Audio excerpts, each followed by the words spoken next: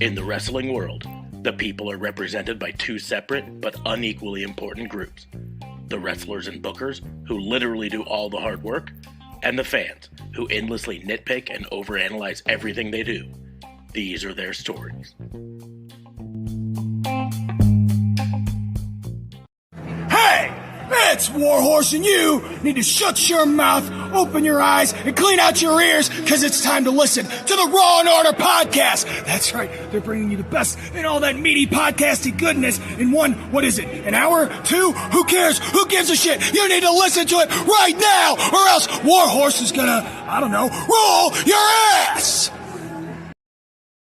Welcome to another episode of Raw and Order, the Wrestling Booking Unit, the only wrestling podcast on the planet with that specific Warhorse intro. That one. I am your host, Detective Mark Smarks, and I'm joined, as always, by my partner in crime fighting, District Attorney Vincent Kayfabe. What's going on, man? How are you? I can't help but smile every time I hear that promo and get scared at the same time. Yeah, a little bit of pee comes out. I get it. What's going on, man? Oh, I'm just living the dream, man. It's Christmas candy time, so I got a Butterfinger Bell here. Of course, you saw the picture of my Christmas tree, so I need more visitors. Celebrating the Christmas spirit with a can of Shasta Cola, I guess. You're drinking sugar? I know. That was a gift given to you by somebody. No, it was, well, yeah, sort of. It was I was walking at the new Aldi that opened nearby, and I saw they had Shasta Cola, and I was like, I haven't had Shasta in forever. I wish they had just like a single can. My wife was like, you can buy a full 12-pack, you know? And I said, but the no sugar thing. And she's like, well, that's me. You don't have to do it. I'm like, but I was doing it. Okay. Ow, twisted my arm. Oh, Merry Christmas to you. But yeah, no, it's I don't know, it's been a crazy week here in Nebraska. If you're listening from not in Nebraska, we had tornadoes and snow, and we went from 30-degree weather to 72-degree weather and tornadoes back down to 30-degree weather and snow again in some places. Less than 12 hours. Yeah, in a day. Just like, it was nuts. Here in Omaha, we didn't get the full tornadoes, but we got wind, like 70-mile-an-hour straight winds. 2 miles from my house. Yeah. Before it hit Omaha, of course, everything seems to always hit your area about an hour or two before it hits our area. So yeah, it was like 12 minutes. Dude, that thing was moving fast. It was. It sure was, but I'm glad nothing happened to your house or to you or your fams or your friends. Here, the one good thing about tornadoes in Nebraska is a lot of open spaces. A lot of open spaces that tornadoes can hit and not actually hit any people. It'll cause havoc to crops and fields and stuff like that. Not a whole lot of crops in the field right now in Nebraska, though, so that also probably kind of a nice December thing. But yeah, so it was just a crazy up and down week. Also, a crazy up and down week in the world of professional wrestling, which is what we're here to talk about. What? Yeah. Before we get into talking about the professional wrestling, though, I would like to take a moment to remind everyone that Raw and Order is part of the Tatnisco Podcast Network. So you can head on over to tatnisco.com. The link is in the doobly-doos. Just do that after the episode's over so that you can check out all the other shows on the Tatnisco Network and tell them that Raw and Order sent you, and then come back here for our next show. We do them every Sunday night and Tuesday night at 10:30 Central, unless something comes up and we can't for whatever reason, but we try to do them every week, twice a week. So the fantasy booking one, goodness. all the meaty podcasty goodness. But we're probably just a programming note. We're probably going to do some programming changes in a bit. Some of it we shortening this. I think we've kind of heard the fans that we're pushing that 2 hour on a regular basis, and and that they'd prefer us to be maybe a little bit shorter. So it's probably not going to start this week. We're working on maybe some format changes and stuff to facilitate us doing it in about an hour every week. We'll figure out how that goes, but I just wanted to let people know that that's on the horizon there. But anyways, on that news note, we'll go ahead and get into the wrestling crimes. I always open it up to DA Fabe, and if he's here, or JLB, but he's probably sleeping because, like, well, I went to take a nap before the show, and then I just slept until whenever. Till tomorrow.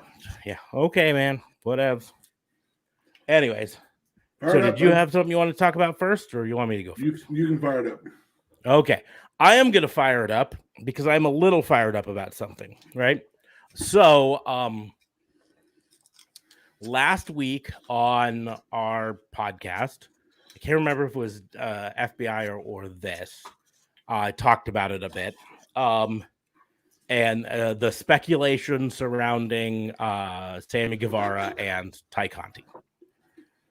And I basically kind of tried to say in that whose business is it of us, right? It's none of our business. It's not wrestling related. I think it was FBI because we were specifically talking about the dating game show, and I mentioned it. Anyways, but I mentioned how how the internet has gone kind of wild because Tay Conti's been in the Sammy Guevara podcast, the vlog, for the past, I don't know, couple months. And they think that meant he was cheating on his fiance. And just in the last day or so, the internet community feels vindicated. And I'm just kind of pissed at him. So I'm charging the internet wrestling community with this. Sammy Guevara announced on Saturday afternoon that him and his fiance are no longer together. And the internet community pounced on it immediately, targeting Tay Conti for being a home wrecker, for breaking him up, for him cheating on his fiance with her, yada yada yada. Is that what happened though? We don't know. We don't know. We literally don't know. Right? We can speculate all we want, all of this stuff, but in the end, that's what kind of why I'm angry at them. Is they went after her so much that she shut her Twitter down. She deleted her Twitter because of how much they came after her. Now, two things I want to put on this. Number one, and the primary one, is it's none of our fucking business, right? Nope. What may have happened? It's our business if we're friends with Sammy's fiance. Yeah. Ex-fiance or yeah. Sammy himself or whatever. But that's the person who should be like, hey, what's going on there? Yeah. But in the end, it's none of our business. It's none of our business. We're fans. If this was a wrestling angle, we should be all about it. But it's not. It's none of our business, right? Yeah. B, and this is something as someone who was cheated on and who personally knew people who slept with my, at the time, girlfriend, right? There's an important thing that I think we as a society need to understand. And it's this. It's nobody else's job to keep you faithful in your relationship than your own, right? Correct. So whether Sammy cheated on his fiance with Tay Conti or not, whether he cheated on her with someone else entirely or not, whether there was cheating or not, it's no one else's business but hers and Sammy's, right? And my biggest thing is people going after Tay Conti like she's a homewrecker. It's not Tay Conti's job to keep Sammy Guevara faithful to his fiance, right? Just like it wasn't random guy I knew's job to keep my girlfriend faithful to me. The blame falls purely on the cheater, not on the cheatee or the cheat with, right? That's what it comes down to. And so this going after Tay Conti as if she did something here is part of my ire. I've hated it for most of my life. Well, the only piece to that is, and again, this still lands in the cheater category. But if there was some type of active pursuit of him, which again, that lands in the category of if, which means none of our business. We don't know. But again, I'm gonna say this right now. I firmly believe. I don't care if she pursued him. I don't care. Right? No, and here's baggery to that. Like, no, you can say that. If that guy was your friend, he's a douche. Here's the deal, though. Is in the end. I'm going to point out Ty Conti is not the fiance's friend. Ty Conti is Sammy Guevara's friend. No, right? Yeah. What I'm saying but if your friend cheated on you, your girlfriend cheated on you with a friend of yours. But again, that might be douchey, but it's still not his job. It's not his thing to keep my girlfriend faithful, and it's not Ty Conti's job to keep Sammy faithful. Sammy has control over whether he's faithful or not, right? So if he did cheat on his fiance, doesn't matter whether it was with Ty Conti or someone else, the blame falls solely on his shoulders. Yes. Here's what I point this out, right? I cannot tell you how many times as a youth, right, when in my pre-married days, I would have a crush on someone who had a boyfriend, right? And I would say to a friend, doesn't matter which friend, dozens of different friends have said this. I would say, I really like her, but I can't go after her. She's got a boyfriend. And the response unanimously every time was, so? See, my answer would have been good for you, man. Get her away. Get her away. And here's the deal. That's the way society is set up, right? Until there's a wedding ring on that finger, the society's whole thing is steal that girl, right? She ain't married. Go after her. And that's definitely a guy side of thing, right? If a guy sees a girl who's in a relationship, but he wants her, he's told by society, go after her. If she really loves that guy, she'll resist your charms, whatever. You resist your attempts at her. Wrong word. And everything. But if she is into you, she'll drop the boyfriend for you. I'm telling you, look at Hollywood. How many movies out there feature the storyline of guy falls in love with girl has a boyfriend, guy doesn't actively try to break them up, but continues to pursue the girl while she's in a relationship. Girl breaks up with boyfriend, ends up with main character. That's a primary plot to almost every movie. Hell, isn't it like the main plot to 16 Candles? You're aging yourself, bud. I am, but it's a considered a romantic classic, right? It's been the primary plot to movies my entire life is pursue the person you love, even if they're in a relationship, right? So here's the deal. Again, I'm gonna say this to be clear. We don't know anything other than Sammy Guevara is no longer with his fiance. That's all we know, right? Mm-hmm. But even if Ty Conti and him got together, that is between them and the ex-fiance and none of our goddamn business. And that's what it comes down to is I get so pissed with the internet wrestling because this isn't the first time it's happened.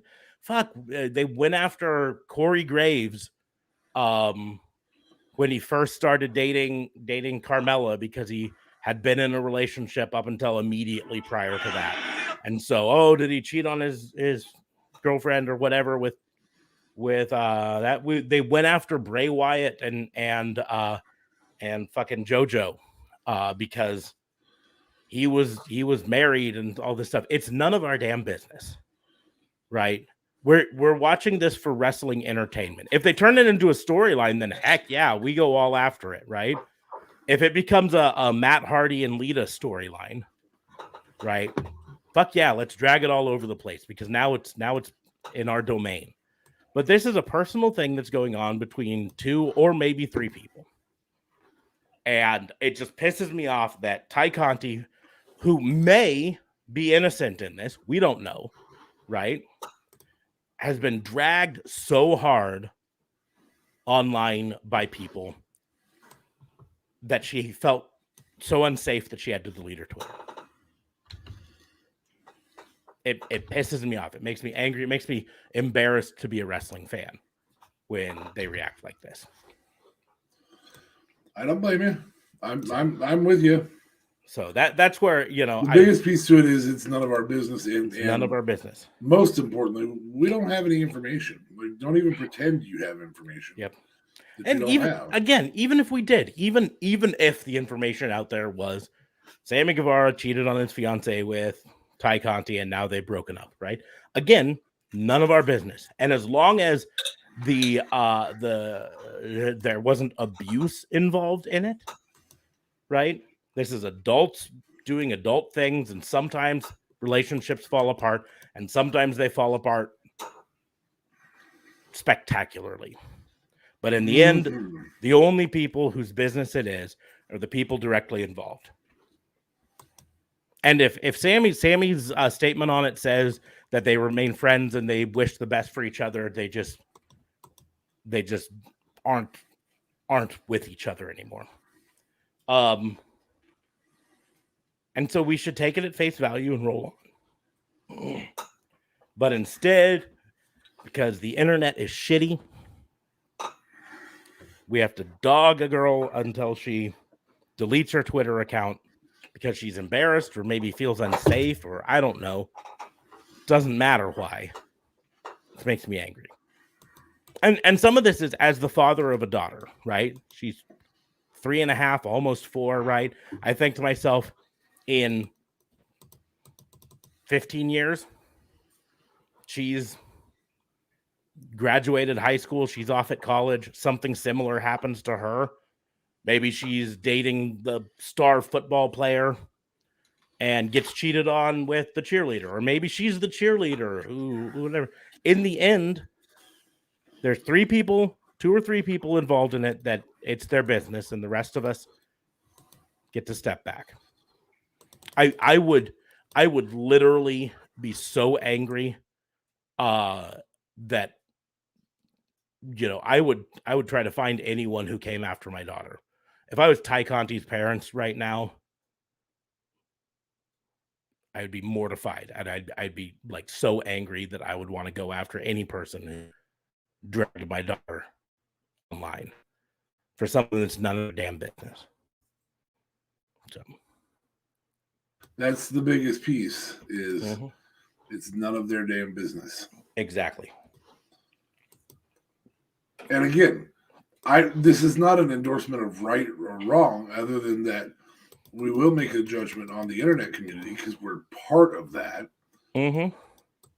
But here's the deal: is in the end, right or wrong, any of that stuff again is entirely their business. It's why I mentioned that I was cheated on, but I don't say the ex-girlfriend's name because it's none of your business, right? Well, not only that,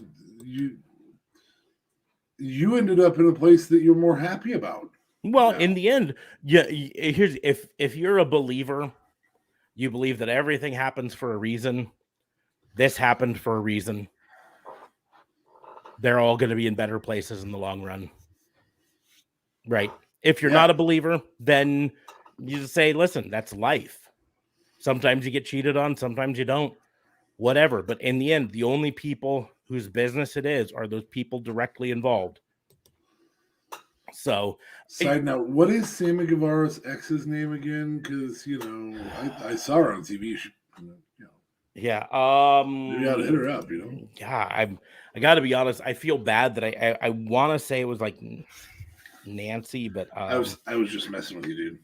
Like I'm not actually. That's the deal. It's one of those things where she's kind of falling by the wayside. Like everyone's all angry in her stead, but basically she was not in the public eye.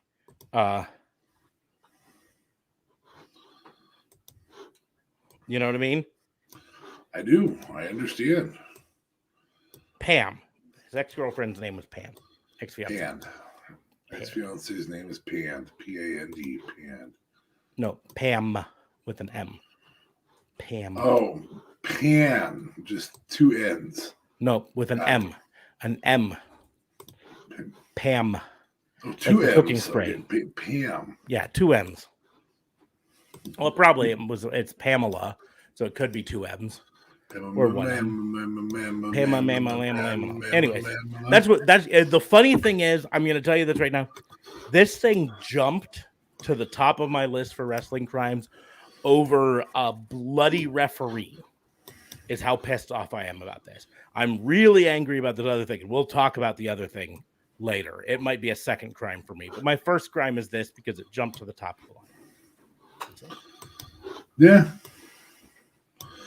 Yeah, I tend to like to keep mine wrestling related. So mine's tangentially wrestling related, if only because it's literally attacking one wrestler who may be innocent in this. We don't know, and we shouldn't know and shouldn't care, right? But we're going after her. The internet community is going after her, judging her guilty with no evidence other than, I don't know, she's been on Sammy's vlog a lot, and they've got chemistry together. Yeah. Not to mention, radio chemistry is not always real chemistry. Oh, I will tell you. Smarks and I disdain each other in real life. Oh, yeah, I've tried to kill him multiple times in his sleep, but then I just end up cuddling. It's fine. Yeah. No, I will give an example, right? There's a chemistry that comes when you're performing with someone that may be artificial. It's why so many Hollywood romances fall apart. People are put together in, especially during romantic movies. Yeah, they're put together in a movie where they're forced to be romantic. They start a relationship outside of it because their romantic feelings were so big. And then once the movie's over and the press tour is over and all that stuff, and it's back to regular life, they start to realize that they don't necessarily feel that same way anymore. And I give an example for my high school days. My first girlfriend, we were involved in a play together as we weren't romantic in the play itself, but we were involved together in the stage crew. So we had to work together for hours every night on the stage crew, as well as be in the play together in separate roles. But we spend a lot of time together, forcing ourselves to be together all the time for this, all the time for that. Late nights building sets, designing sets, all of this stuff, right? And we ended up falling together into a relationship. We dated through the course of that show. We went to prom together. The show got over. About 3 weeks later, she just kind of stopped seeing me. And I finally was like, what the fuck? And she was like, I don't know. I just wasn't feeling it anymore. And I was kind of like, oh. Thank God. Like you said it, sort of a thing. Because in the end, it was one of those things where the situation made us feel feelings that we didn't necessarily actually feel. And that can happen in any sort of performance-based thing. And so, it could be that Ty Conti and him have gotten together. Again, none of our fucking business, right? If they want to go public with their relationship at some point, if it is true, that's up to them. Great, right? And then your suspicions are confirmed, and that's literally all that's happened. Yeah. Or maybe they're not. Here's the deal is, unless they specifically say, yeah, you don't know shit until that happens. It could be. It really could be that Sammy Guevara is trying to do the right thing and realizes that he has feelings towards someone else, and he went to his fiance and said, hey, I'm realizing that I am having feelings towards someone else. Maybe we should take a break. And so, you know, we were on a break. You know, it could be that nothing has happened yet between them. The breakup is happening before anything happens, right? That 100% could be the case that's happening here. In which case, Sammy is doing the right thing.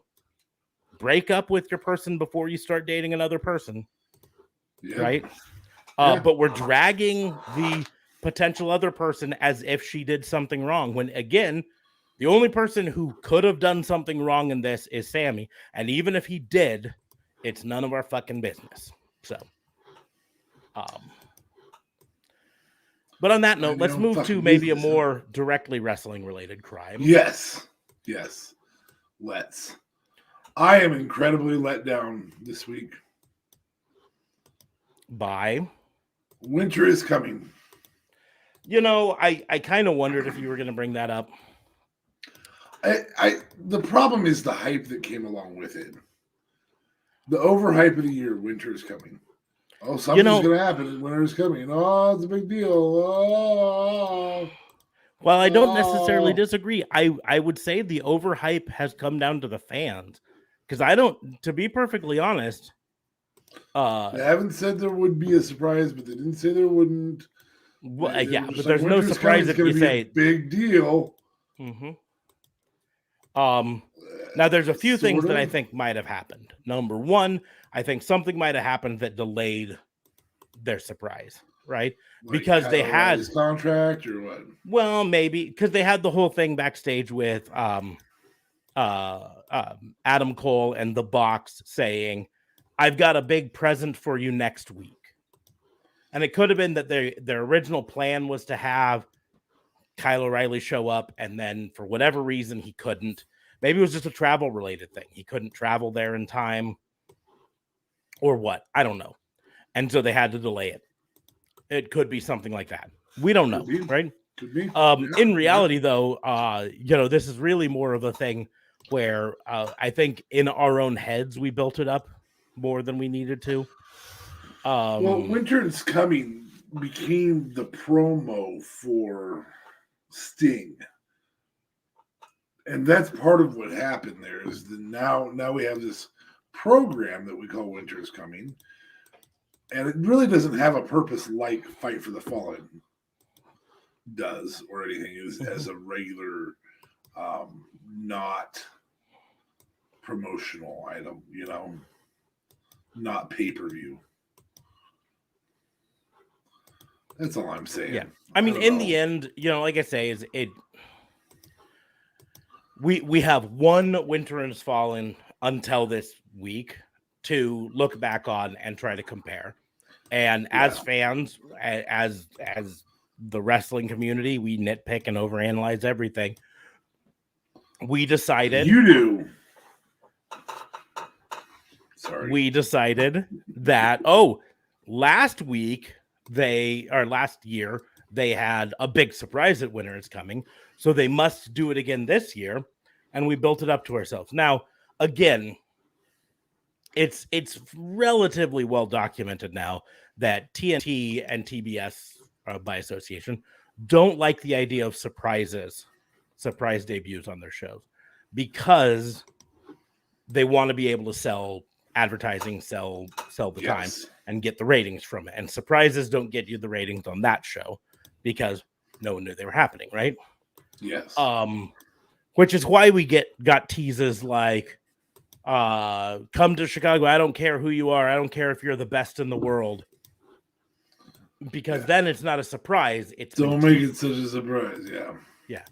It's the same reason we got Adam Cole saying, next week, I've got a surprise. And he's holding a box. And then Kyle O'Reilly immediately following tweets out just the gif from the movie Seven. What's in the box? Well, geez, I don't know. Kyle, are you in the box? Is it your head in the box? Better not be your head in the box. That'd be sad. We put Kyle's head in a box for you. Is Kyle's head in the box? Is Kyle's head in the box? Yeah. But yeah, I mean, I didn't. I think the only big surprise is we had an hour-long time limit draw. I will say, along with that, on Winners Coming In, you saw my comment to the group in our group chat. So this is you're probably a little more prepared for this one. I am. But I do feel as though AEW is turning the time limit draw. And again, it's not as frequent as the DQ, but I do feel as though AEW is turning the time limit draw into the disqualification finish. The other piece to that is AEW, it's okay to do a DQ. Yeah. No, I will agree with you on that. I really think we've gone 2 years of AEW and they've done one DQ, and it was in an Iron Man match. So it didn't really be a DQ at the end. And I really think, I've said it before, we need to. However, I will, to counter your point here, again, mentioned 2 years of AEW. Do you know how many time limit draws they've had? Well, I must say 4. 4. Yeah. 4 time limit draws. 3 of which have been in the last 6 months, though. And that's important. Let me look up. I thought it was only 2. Bryan Danielson has had 2 of them. Yeah, Bryan Danielson has had 2 of them. But again, I think that's more about the character they're portraying for him rather than necessarily a thing. But again, 4, right? In the last 2 years. 4 of them. And because of that, I would argue that by its very nature says that it's not becoming their version of a smudge or a DQ. Because it's been 4 in 2 years, right? In over 100 weeks of shows. Many of those 2 shows in the week, but we'll just say 100 shows plus pay-per-views, more than 100. Each show having, let's say, 6 matches, Sure. right? They've had 4. And for that, I would say that is 100% not becoming the AEW's version of a schmoz.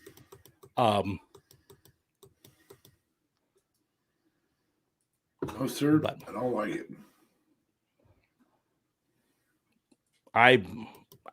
I don't entirely blame anyone for not liking it. Time limit draws are they're actually more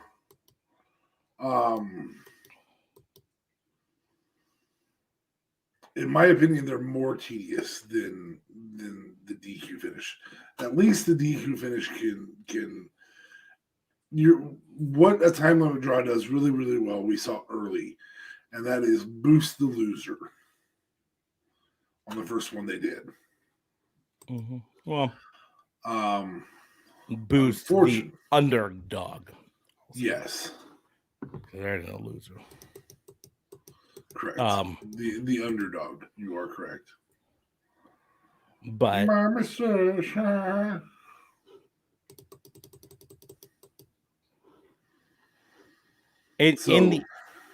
I don't know.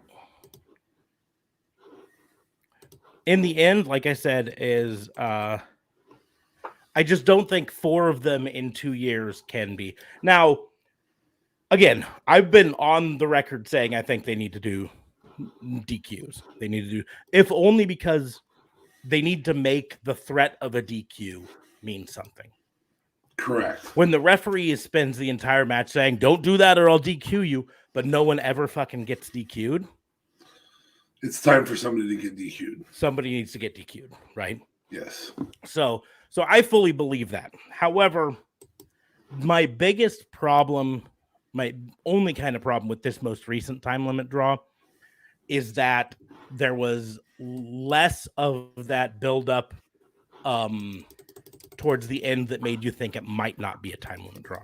That last 5 minutes of a time limit draw really should be almost nonstop pinfall attempts. Yes. Or big moves and then attempt at a pinfall. You know what I mean?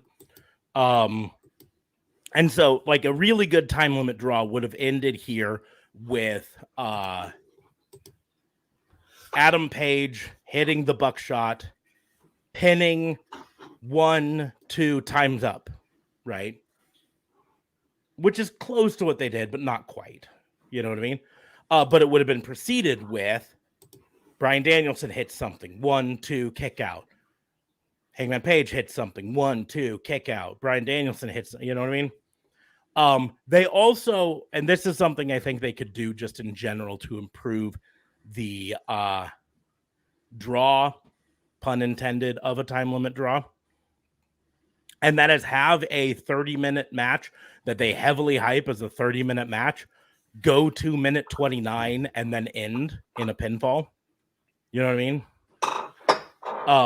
Or end in a pinfall at minute, at 29:55. Like, well, yeah, that's what I said in that final minute. But my point is, it's still because right now, for the most part, the fans have basically gotten to the point where they're like, okay, if they advertise it and talk about it, is it going to be a 60-minute match or a 30-minute match or whatever?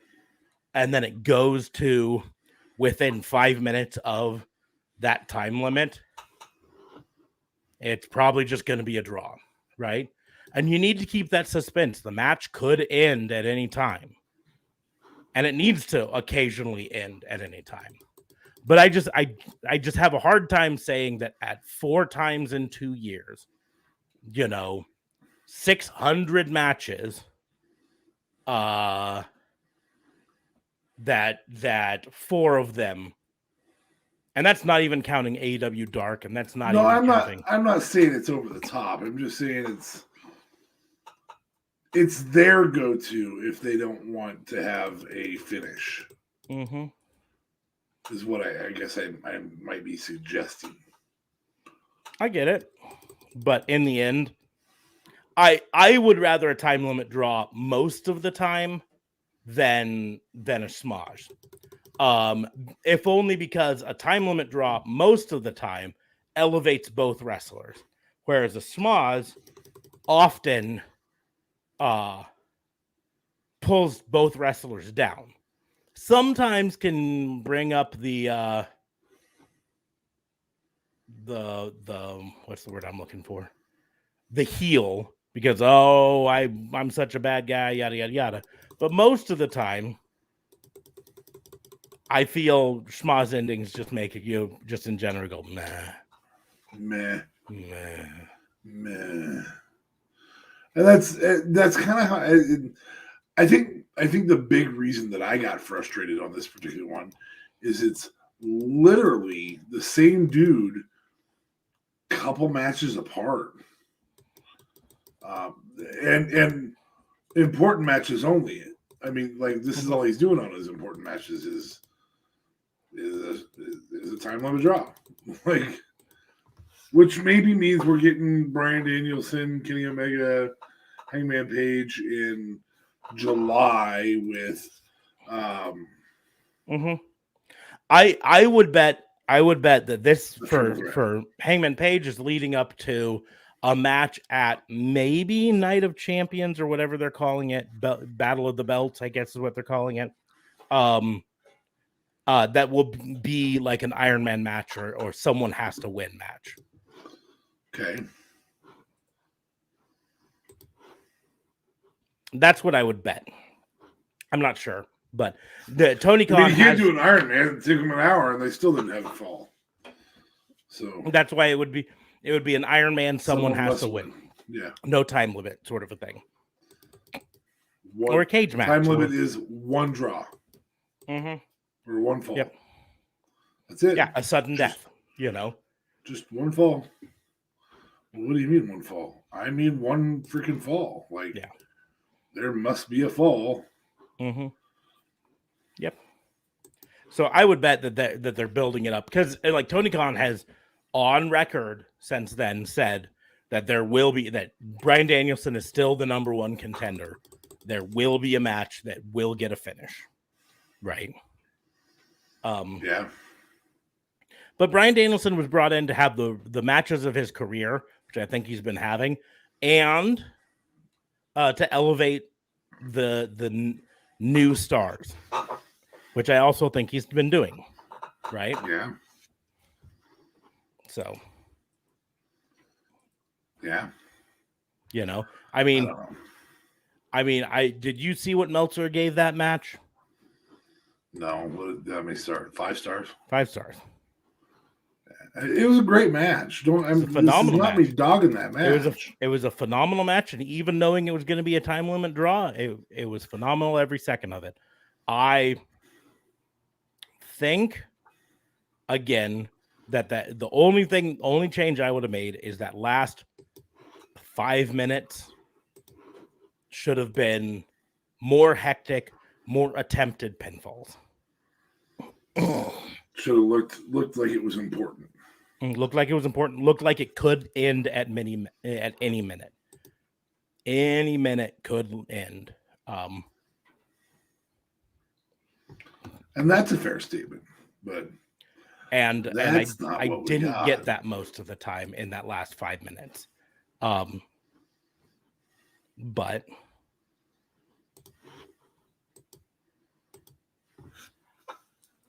I don't know. I want to feel like,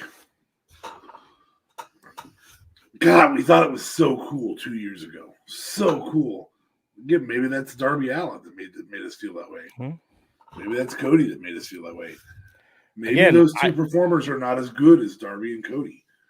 Tough to say. I did not feel that way about this at all. I still thought it was cool.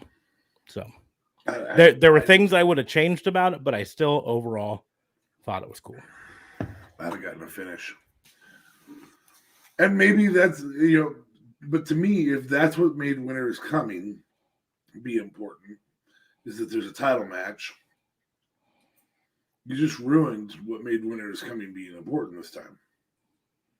Again, I don't feel that way myself. You're wrong. To me, I feel like this is setting up a bigger story, and draws can always set up bigger stories. So, like Drozdov? Dude, I think he's passed. Draws. DRAWS. You dipshit. Fuck you, huh? Yeah, fuck you. Forget about it. So what was your other crime? Because I kind of did too there, but it was the overhype of Winter is Coming. It was the overhype of that match. So, I don't know if you know who Hannibal is. He's an independent wrestler. He wrestles under a different name sometimes. He has a wrestling show.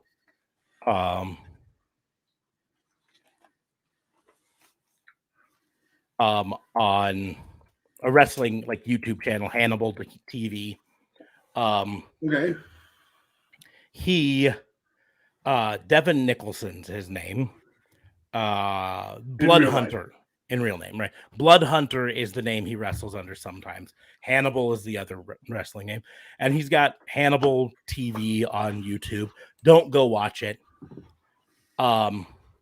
That bad, huh? Well, the wrestling's fine, but I'm saying don't go watch it because of this crime. Hannibal was in a match this week with former WCW star Carlito. Okay. He's spitting in the face of people who don't want to. It was a world-class pro wrestling match, WCPW. I can't remember exactly where it was at. But in the match, he's wrestling with Carlito. And it's important for us to note, the storyline part of this was planned. But this went off the rails, right? So he's booked in this match, and as part of the storyline, like Jacob Fatu off the rails, or what? We'll get to it.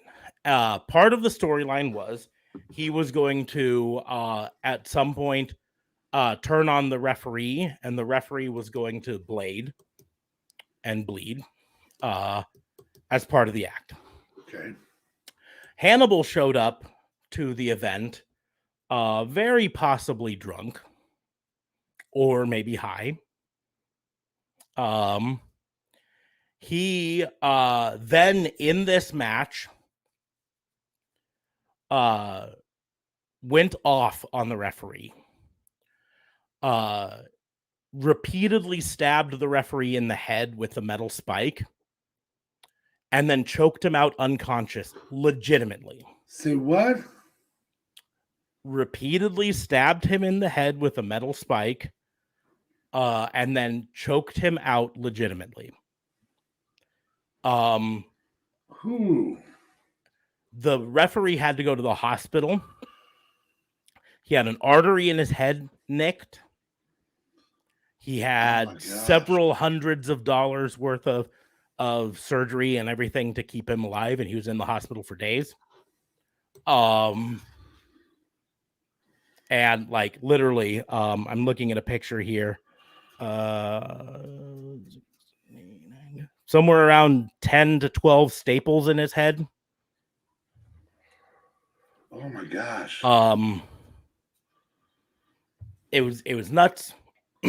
And WCPW has announced that they're no longer going to work with him. But here's why it's important to mention this and important to talk about it. This is not the first time that this has happened with Hannibal. He has done things before. Now, he has since released statements saying that the referee was hired specifically because he was a bleeder. They paid him extra to bleed for the match, yada, yada, yada. These are all excuses and gaslighting. Boy, yeah, when he goes to the hospital, I mean, there's spotters for that. Mm-hmm. Because again, and it doesn't matter. You show up and you sign up to bleed, right? That doesn't give you the permission to literally stab the person in the head. To throw a guy off a scaffolding. Yeah, throw a guy off the scaffolding. Now, Hannibal also very famously had to stop wrestling for a while and sued King Kong Bundy because in a similar sort of thing, King Kong Bundy forced him to bleed.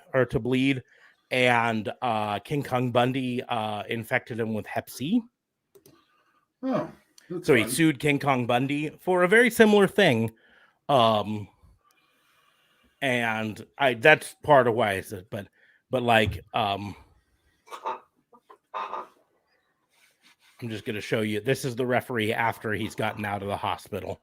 But you can see the stitches on it, or the staples on his head when I get this up.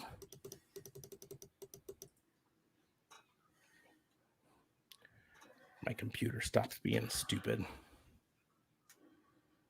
Yeah, because I'm patiently waiting here. Yeah, okay. Come on here, click share. Not slide. Screen.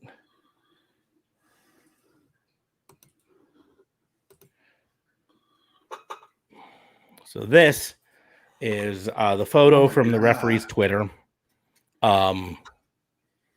Afterwards, and of course you can see staples, yeah, staple, more staples back here.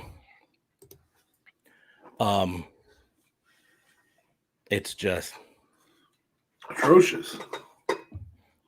And I mean, I would share the pictures of the actual event or things like that, but it's pretty gruesome just in general. And it's like fan cam, so it's not high quality. But I mean, the thing is, he's been accused multiple times of sexual harassment, several incidents of him legitimately injuring people. There have been calls for him to stop getting bookings for years. If this is the event that it takes to finally get people to stop booking Hannibal, it's still years too late. Yeah. The more I've learned about this now, I wasn't really familiar with him, so I'm not going to say that I've been part of the people out crying against him. Really wasn't. I'd seen a few Hannibal TV YouTube videos before. And usually just thought to myself, this is, yeah. But then finding out more about them, I'm glad I didn't watch more of them. It's like the wrestling community has to, as a whole, condemn this sort of information. This sort of I mean, here's the deal. Like, these things are talked about beforehand. And if it's going to get to the point where some guy's going to say, oh, no, we agreed to do this, record that shit. Protect yourselves, wrestlers. I hate saying that because they shouldn't have to. But no, I think even more than that, it comes down to this.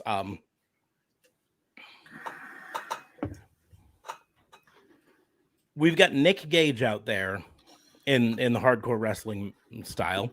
And as far as I've heard, I've never heard a single other wrestler say, Nick Gage legitimately tried to hurt me. Every other wrestler that's ever worked with Nick Gage that I've ever seen said, we tried to put on a great match and involved some of that. We did what we agreed to do. Did what we agreed to do. But even more than that, like Nick Gage, he uses a pizza cutter on a person's brow, face or whatever, brow, and then drops the person down to the mat and goes and primps and preens around the ring, because most of the time the wrestler themselves is doing the blade job. That Correct. Pizza cutter is usually not the instrument that actually cuts open the wrestler. It just looks that way. And it looks like it. It gives the illustration of viciousness. Yes. And because of that, the blade job is done safely. In the fact that the wrestler is doing it to themselves in a place that they know, based on their own experience with their own body, will bleed but not be dangerous, right? Ric Flair knew exactly where he could nick his forehead to bleed like a stuck pig and then go backstage and slap a little tiny Band-Aid on it and be fine, Correct. And or that's a couple butterflies. Yeah, or butterflies, whatever, right? But in the end, it was literally most of the time with Ric Flair, the nick was that big, if even that, right? You saw that picture. Those cuts were inches long. Yeah. And multiples of them all around this head. And none of them were done by the referee, right? They were all done by him. None of that was bleeding. That was done by somebody else. Mm-hmm. And that's why it makes me angry. These are the things in the wrestling ring. All of the people in the ring, doesn't matter whether it's a 1-on-1 match or a 3-on-3 or a battle royal or whatever. All of the people involved, including the referees, their primary job is to put on a show safely. Yep. To put on this show safely, protect each other as well as protecting yourself, and protect the business. Protect the business by. This is the sort of thing that could get WCPW banned from New York State. New York could say, nope, you can't come in because we've seen some of the stuff that happens in your shows, right? And it's just infuriating that it ever happens at all. Like if we'd gone to that Zelo Pro show, and Zelo Pro's not known for blading and being hardcore, but neither really was WCPW up until this, right? But if we'd have gone to this and in the main event, GPA came out and legitimately beat Jonathan Gresham to the ground. Suspend some disbelief here because Jonathan Gresham is fucking fireplug. But anyways, but came out and legitimately beat him to the ground and legitimately cut his head open. Whatever. I wouldn't be singing the praises of Zelo Pro. No. I wouldn't be bragging about the T-shirt I have behind me with all the signatures on it. Signatures of Zelo Pro. Because I'd be like, man, that was an unprofessional match. It was an unprofessional show. And so I'm joining the chorus of people, and I wish I could say I was on this course beforehand, but I really didn't know enough about it beforehand. But I'm joining it now to say I don't want any promotion booking Hannibal from now on. I want this guy's YouTube channel to go down in flames of irrelevancy. Like, no one cares anymore. And I want him to have to go get a job at a Taco Bell.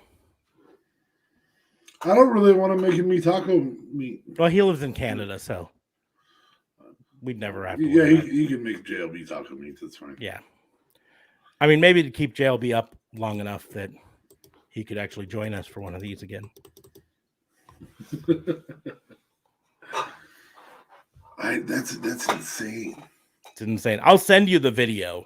I don't want to play it on here for a couple reasons. A, copyright reasons. We don't own the rights to the video, although it is just fan cam.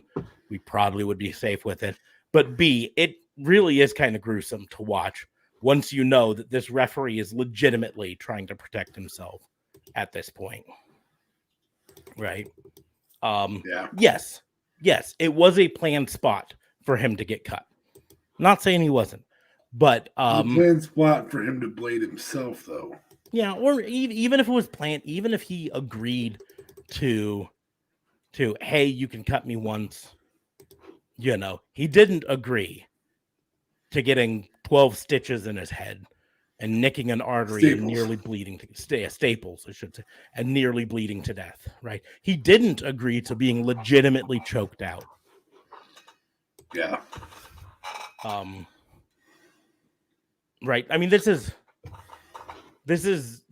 not quite mass transit level, but it's up there, right? And I personally was one of those people who didn't like the fact that New Jack continued to wrestle after the mass transit incident.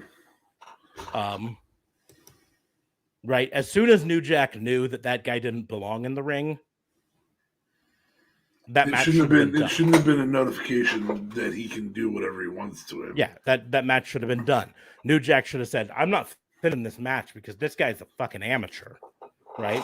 Instead, New Jack responded with, "This guy's an amateur. I'm gonna beat the fuck out of him and cut the shit out of his head so he fucking goes to the hospital." So he knows better than to come here and do this shit again. Yeah. Yeah, I mean, teach him. So I guess I do have one question, I guess, regarding this match. Okay. And that is, I'm going to ask, what did he use to stab the guy? They keep calling it a metal spike. It's hard to tell on the video what it was. Okay. It could have been like a long nail, something like that. Or just could have been to me that shit sounds very, very deliberate.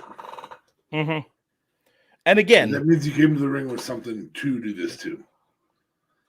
And again, I will say,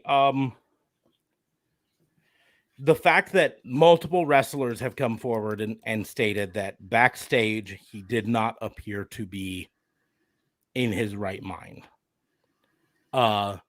This goes straight to a crime you had on a previous show not too long ago about wrestlers being allowed to wrestle not in their right state. Yeah. That I don't care. Diagnostic. We don't have to do the whole thing. Mm-hmm. But a reasonable diagnostic of their. There has to be someone backstage. Psychological state of their physiological state, whatever. There has to be someone backstage vetting each wrestler before they go out. And I don't care if it's Jeff Hardy vetting if he's drunk or high. That has happened multiple times with Jeff Hardy, and may or may not have been the case with this most recent one. Who knows? Actually, it sounds like it wasn't the case with this most recent one. He claims he wasn't. WWE is still kind of standing by the unofficial story that because they offered. I mean, it is 100% out there. They told him we'd like you to go to rehab. He refused, right? He's claiming he refused because he didn't need to go to rehab. Or in Matt Hardy's words, he's in a good place and rehab doesn't work for everyone. So but he's not getting heavily intoxicated, but regardless, someone needs to. And I don't care if we're talking Jey Uso or is it Jimmy? I mean, whichever one. It could be a breakup that causes them to be in a state that isn't good. But there has to be someone backstage who's basically looking at each wrestler before they go out and making a judgment call. This person is fit to wrestle. This person is not. Right. Correct. And it's actually, like a person that would be their actual job. Mm-hmm.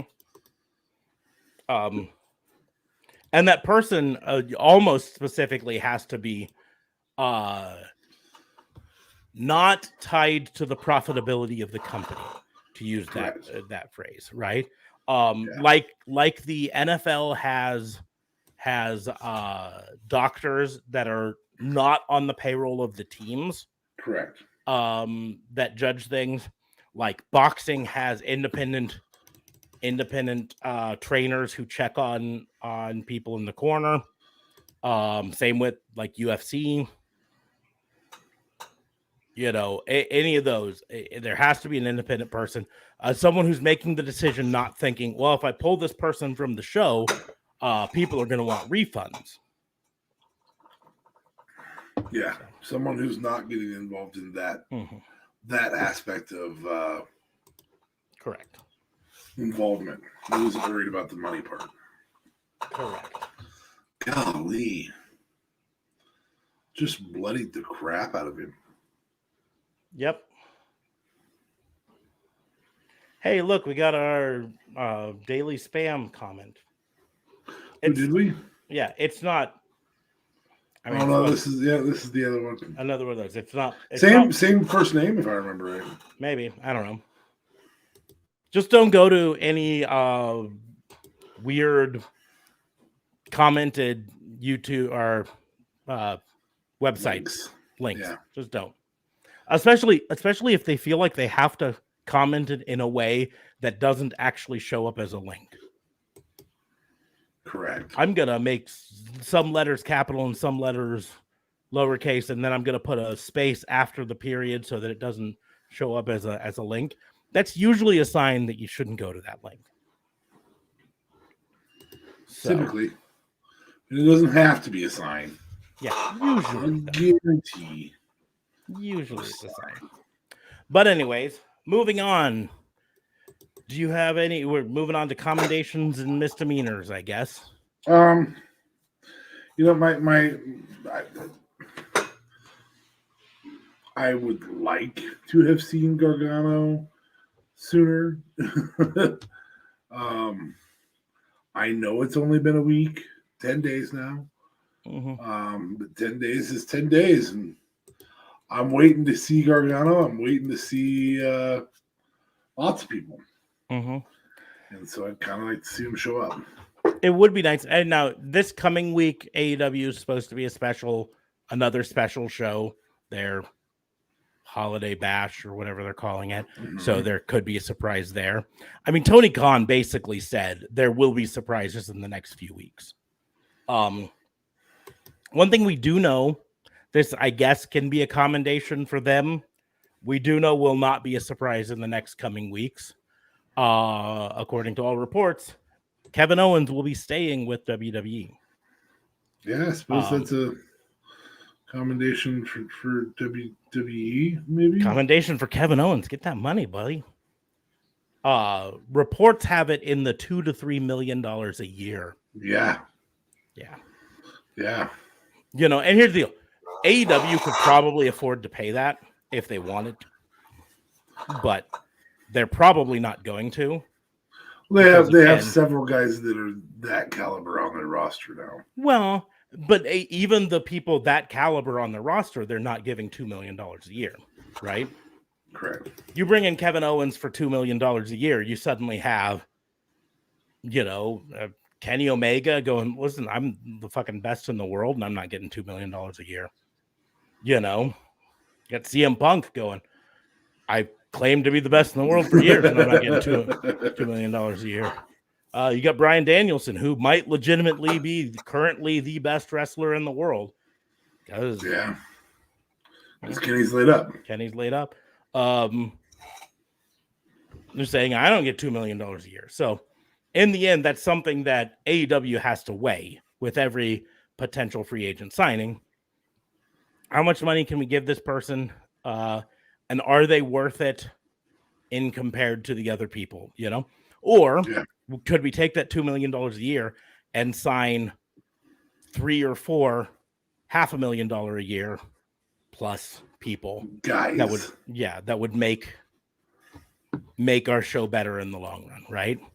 Like Kyle O'Reilly's not getting $2 million a year if he comes to AEW. I think and for Kevin Owens, I mean, he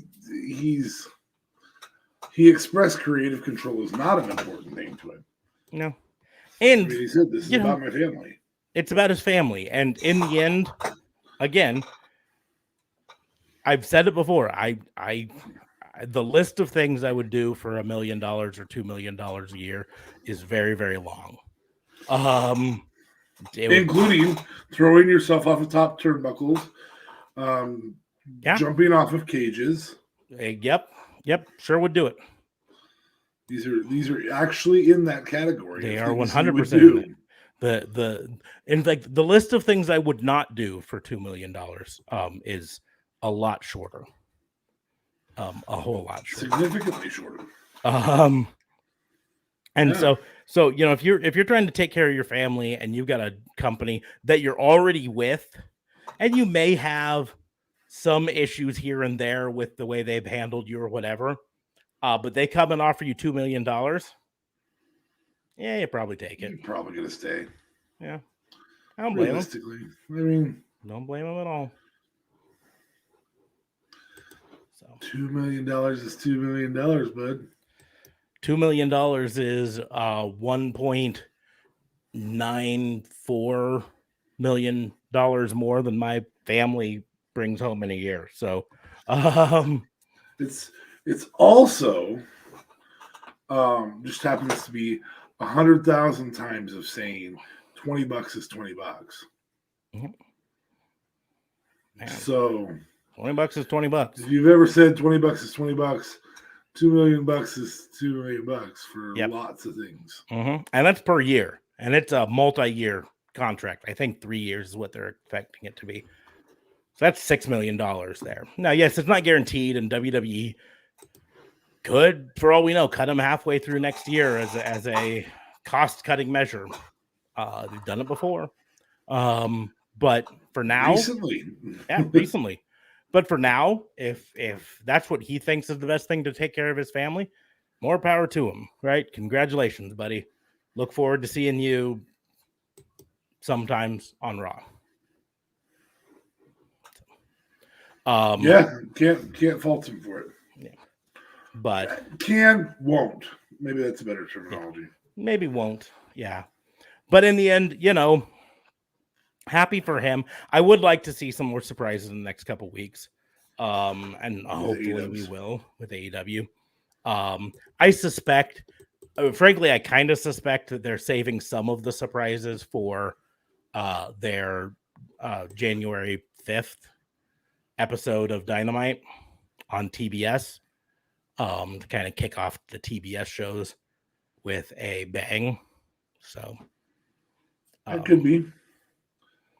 But, you know, again, they've got the Battle of the Belts coming up in January. They've got their Holiday Bash last episode of Dynamite on TNT coming up next week. 2 weeks. Anyways, so they have reasons to be excited. Mm-hmm. They sure do. That's what we've got right now. But I was trying to think. I have a slight misdemeanor, but it's really slight. It's really smitey. It's NXT this week was really just a long episode of Who the Fuck Is This? Oh, I would agree with that. There was some Braun Breaker on there. You had some Braun Breaker. You had Cameron Grimes, who still, again. I mean, as much as we enjoy Braun Breaker, as much as he's the right guy, he really is the example of why you get excited for Vince's styling here.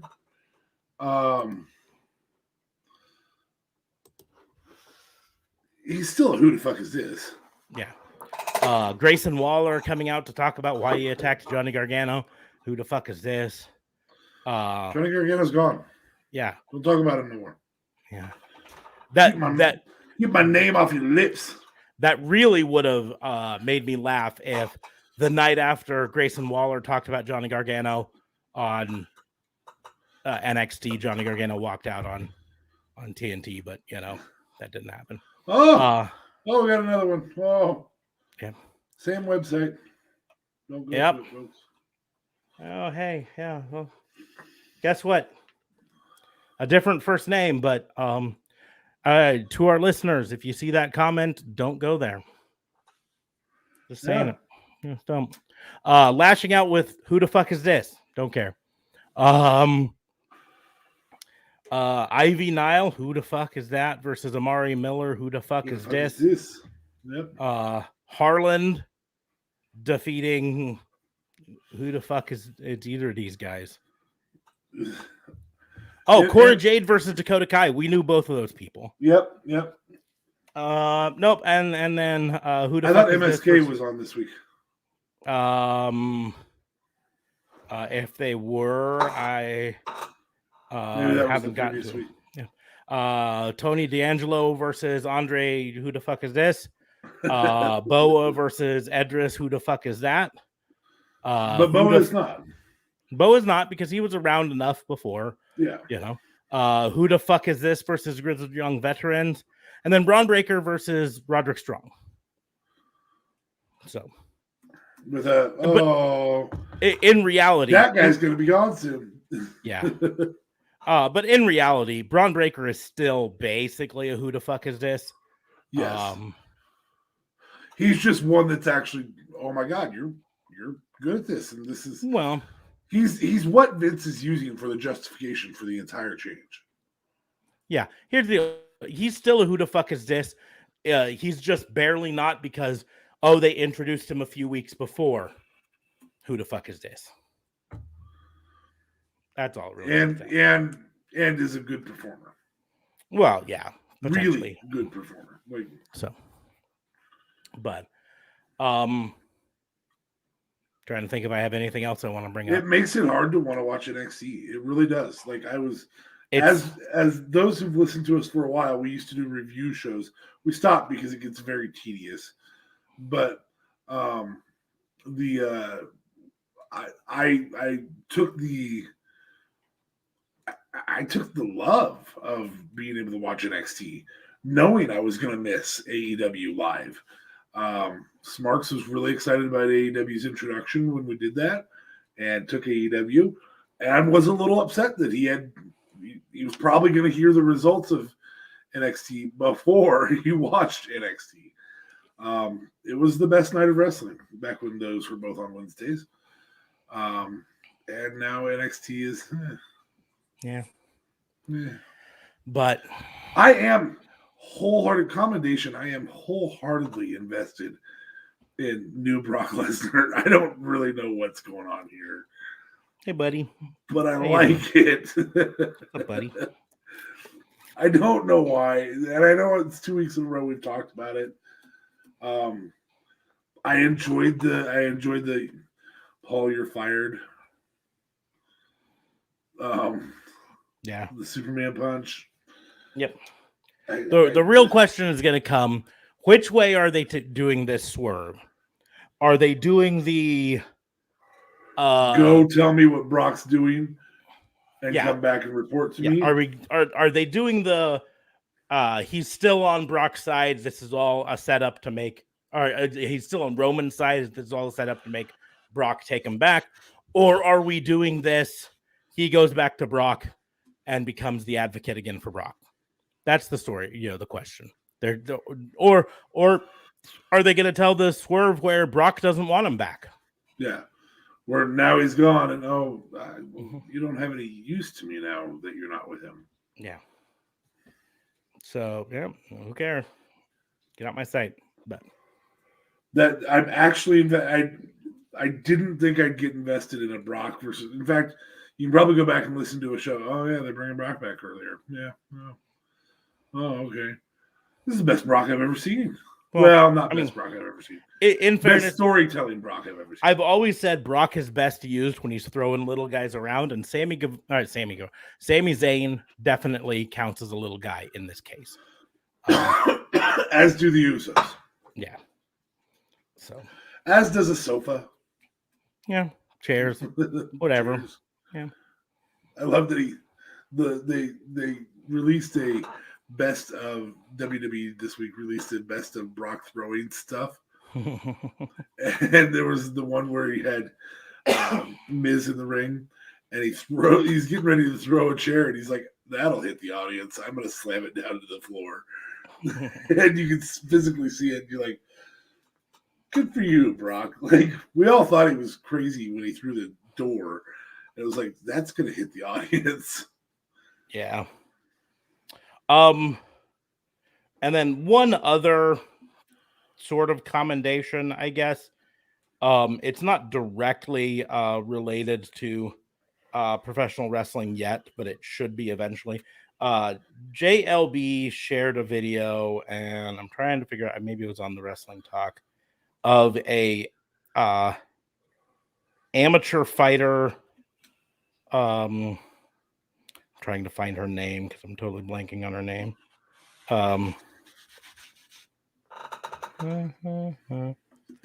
And she's like the champion in her. It's not UFC.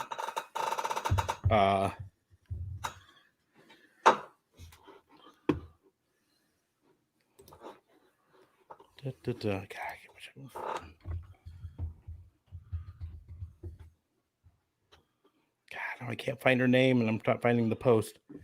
But